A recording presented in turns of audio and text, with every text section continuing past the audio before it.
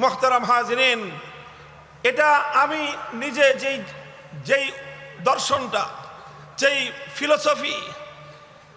Philosophy আমি নিজে ধারণ করেছি, আমি নিজে লালন করছি, আমার সময়ের প্রজন্মের সাথী যারা তোমরা আছো এবং যারা আমাদের সন্তান তুল্য যারা আছো, আমিও তোমাদেরকে পরামর্শ দিচ্ছি, জীবনে এই একটা মূলনীতি মুখস্থ করো।